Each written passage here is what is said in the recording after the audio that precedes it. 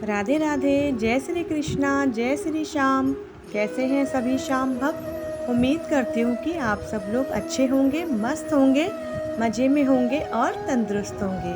तो भक्तों, एक बार हाथों को सीधा उठाइए और ज़ोर से लगाइए जयकारा, हरे का सहारा बाबा श्याम हमारा।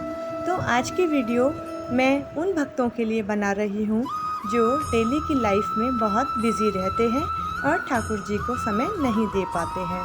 तो सबसे पहला काम होता है ठाकुर जी को नहलाने का। भक्तों, कभी कभी ऐसा होता है कि हमें वक्त नहीं मिल पाता रोज़मर्रा की ज़िंदगी में कि हम ठाकुर जी को रोज़ स्नान करवाएं। घर में रहने वाली महिलाएं तो ठाकुर जी को स्नान करा सकती हैं, लेकिन जो वर्किंग हैं वो कैसे करवाएं? तो उनके लिए बहुत ही आसान सा एक उपाय बता रही हूँ, आप उसे कर सकते हैं। आपको करना क्या है कि एक आपको साफ़ बर्तन लेना है जिसमें आप ठाकुर जी को स्नान कराती हैं।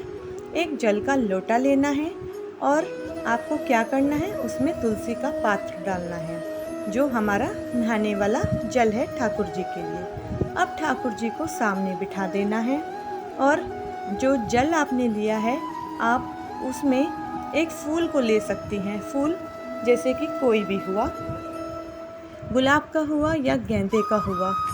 उससे आप क्या करेंगी कि लोटे में फूल को जल में लगाएंगी और अपने ठाकुर जी के सबसे पहले मुख को धुलवाएंगी, फिर हाथों को, फिर थोड़ा सा उनके जो है विग्रह को जल लगाएंगी, फिर पानी को लगाएंगी और उसके बाद ठाकुर जी से ये हाथ जोड़ करके प्रार्थना करेंगी कि हे ठाकुर जी, मैं आपको स्नान करवा रही हूँ, ये आपका स्नान जल है।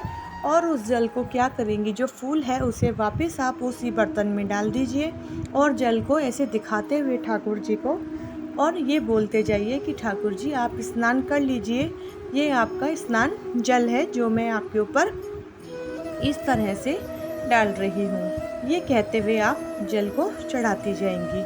फिर आप जो उनका इस्तेमाल करती हैं तौलिया, साफ़ कपड़ा जिससे आप अपने ठाकुर जी को पूजती हैं, उससे आप उनके हाथ मुंह अच्छे से पोंछ दीजिए।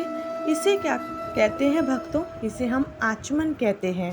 आप आचमन करा सकती हैं, लेकिन ऐसा ना हो कि सिर्फ आप इसी के ऊपर ही टिक जाएं। कभी कभी जब आपकी छुट्टी होती है तो ठाकुर जी को स्नान अवश्य करवाइए, नहीं तो आप ठाकुर जी का आचमन कर सकती हैं, जो कि बहुत सरल है। और आप ये करने के बाद ठाकुर जी से आप कहें कि ठाकुर जी आप स्नान कर चुके हैं और उसके बाद जो उनका डेली का नाश्ता आप लोग देती हैं वो आप उन्हें दे सकती हैं। ऐसा करके आप आराम से अपना वर्किंग भी कर सकती हैं और ठाकुर जी की सेवा भी कर सकती हैं। और दूसरी बात ये है कि जब भी कभी आपको समय यदि शाम को भी मिल जाता है तो आप ठाकुर जी को शाम को भी 4 बजे से नहला सकती हैं, इसमें कोई संदेह नहीं है। तो ऐसा करके आप ठाकुर जी की जो स्नान की विधि है उसको पूरा कर सकती हैं। अब आती है ठाकुर जी के भोग प्रसाद की बारी। अगर आप वर्किंग हैं तो ठाकुर जी का जो भी भोग प्रसाद है वो आप रख के जा सकती हैं और ठाकुर जी से हाथ जोड़ करके ये प्रार्थना करके जाएं कि ठाकुर जी, मैंने आपका सुबह का नाश्ता, दिन का खाना रख दिया है, आप इसे खाइए और भोग लगाइए, आराम से आप विश्राम कीजिए, ये आपका भोग प्रसाद मैं यहाँ रख के जा रही हूँ। ऐसा करने के बाद आप अपना जो काम है उस पर जा सकती हैं। इसमें कोई दो राय नहीं है भक्तों कि ठाकुर जी भोग प्रसाद को ग्रहण करेंगे या नहीं। आपने जब प्रभु से ये प्रार्थना की है और उनको भोग प्रसाद दे दिया है तो ठाकुर जी उसे अवश्य ही खाएंगे और अवश्य ही अपना जो है पेट भर लेंगे। दूसरी बात ये आती है कि जो भी आप भोग प्रसाद रख के जाएं उसमें मैं आपको पहली वीडियो में भी बता चुकी हूँ, लेकिन दोबारा से बता देती हूँ कि तुलसी दल ज़रूर लगा के जाएं। इससे आपका जो भोग प्रसाद आपने रखा है वह ठाकुर जी अच्छे से ग्रहण कर लेंगे।